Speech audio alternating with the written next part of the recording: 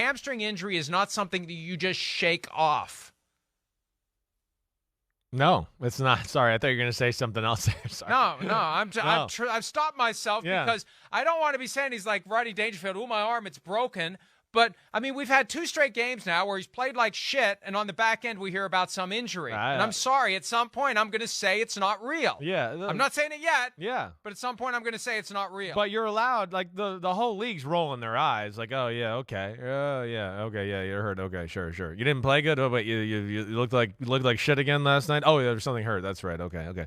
So it took us an hour and a half today to cross that. Yeah. Well, we crossed that bridge. Boom. Right, boom. Russell helped me over there. So I think it's fair to question it. And it's a guy that's always very worried about his public persona and all of that. And, I mean, first thing I just think of is, like, you're going to need to run this week, big boy. Like, you got to run. The Jets are coming. Yeah. So here comes Quinnen. Exactly. Quinnen and company can get after the passer a little bit. So, that's going to be a big part of the football game, his health. And as we've seen, and like we played clips on Tuesday morning, he's not willing to stand in there in the pocket and read plays right now. It's if the first guy's not wide open, it's look at the rush and let me run around. We showed a few plays on Tuesday morning where I just was like, the pocket was perfect. Why are we leaving? What are we doing? Just stay there.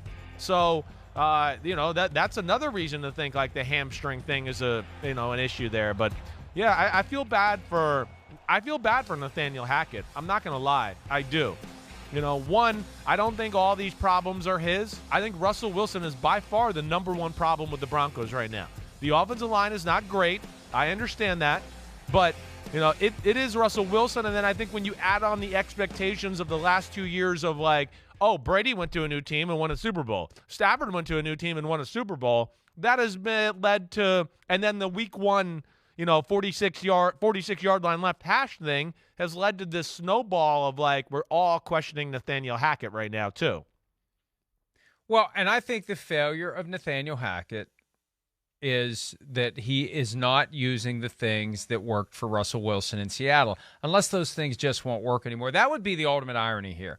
If Russell Wilson finally got everything he wanted, where he's in a situation where the offense is going to go through him, be built around him, and he just can't do it anymore, that the time to do it was the last 10 years when he was in Seattle and they refused to do it. He's finally with a team that will do it, and he can't do it. If that's the case, that, I believe, would accurately describe I think so. You're right. It would be ironic.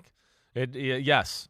And, I think some of these flaws have always been there with Russell Wilson, and maybe we swept him under the rug a little bit just because, he got out of the pocket and he still did make a play. So what? But I think what you're saying is fair. I mean, and I don't think he can move as well as he used to.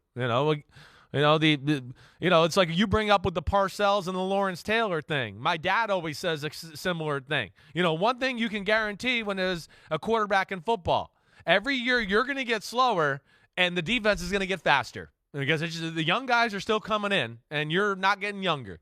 And I think we're seeing a little bit of that right now, let alone struggles of digesting the offense, the pressure of the whole situation. It's the first time we're seeing, I think, Russell Wilson, melt under the spotlight a little bit here in the first time of his career. And I thought I saw it last year, that he didn't have the same mobility. We talked about it. You're right. Didn't have the same acceleration. Yes. And I think now he's afraid to trust it because it's not like it used to be. I mean, we talked about his demeanor once he has the ball, and I feel like he's just got this blender of thoughts every time he's got the ball, but he can't trust his legs. He's trying to erase all of the bad stuff in one play. He's feeling pressure to perform. I do feel bad for the guy, as bad as I can feel for somebody who has a $250 million contract. And you know what, Chris? Let me say this while we're in the neighborhood. There's no way in hell they would have paid him now. They'll never admit it. There's no way after this, for example, because I think one of the reasons they gave him the contract, there was an inevitability to it. We've given up all this stuff to trade for him. Of course, we're going to give him a new contract at some point. Well, I don't know. If they hadn't paid him and he had played like this, and if that continued through the end of the season, I'd like to think George Paton and the Broncos would have said, we're not going to compound our mistake by giving this guy a massive contract. Agreed. I don't think he would get it now. I don't think he would get it after the season. And the Broncos would be in a position where they could escape this if it's just not going to work. So I'm as sympathetic / empathetic as I can be for a guy who has it made financially. That's the good news here. He got paid. The bad news for the Broncos is it's going to wreak havoc on their salary cap if they decide after this year or next year we just have to move on. Yeah, you're right. And I don't disagree with anything you're saying there. I think we were surprised that it happened as quickly as it did. That did catch us, caught me off guard a little bit. But I think you're right with the inevitability of just the optics of it. Wait, we got Russell Wilson. Everybody wanted Russell Wilson, and we gave away all these assets to get him. So it just puts pressure on a team to make that move. But I'm sure right now they're sweating it out a little bit in that front office, going, oh, my gosh.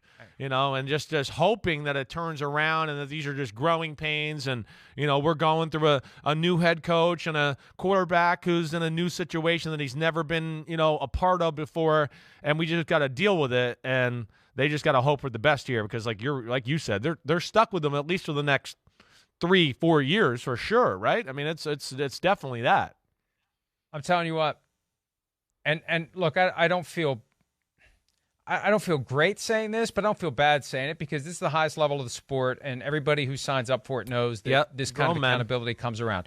Lose to the Jets this week and either struggle on offense or lose to the Jaguars in London, I would fire Nathaniel Hackett. I would let E.J. Evero take over. I would make it all about defense and simplify the offense and go back to doing what they did in Seattle with Russell Wilson.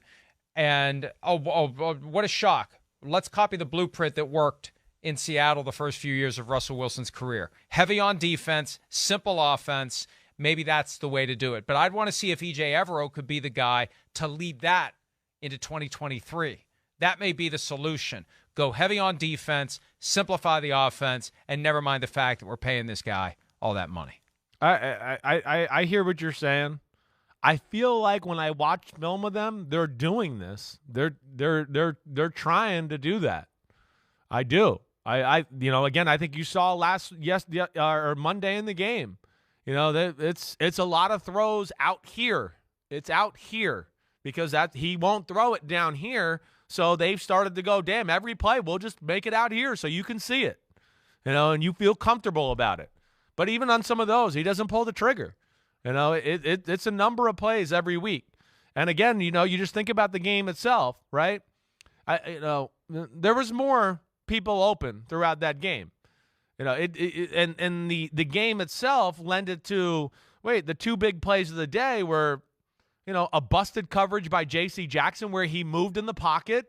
And the other two big throws of the day were the same thing. Move out of the pocket, do that. Oh, wait, I can see it. It's perfectly clear. And boom, do that. And right now he's just not playing quarterback good. And as you know, and as we talk about all the time, at the end of the day, it's still about throws in and near and around the pocket. Yeah, okay, there's 3 or 4 splash plays outside the pocket every game. Boom, and you hope you can make something happen. But the majority of the game is still going to be, I'm in this little area and I got to slide around and make big-time throws no matter who's going to hit me or what it is. And it's at a low level right now for Russell Wilson. One last point before we take a break. There's another drama with the team as it relates to the utilization of Melvin Gordon. 3 carries for 8 yards, images of him standing on the sideline looking a little salty. Here's all you need to know. Nathaniel Hackett said yesterday Melvin Gordon will start on Sunday against the Jets, and Melvin Gordon's reaction included saying, I started last week too. So what is it? It doesn't matter who starts. It matters who's on the field beyond the first drive or the first quarter. Hi, it's Mike Florio. Thanks for watching PFT on YouTube. Hit subscribe for the latest news and analysis from Pro Football Talk.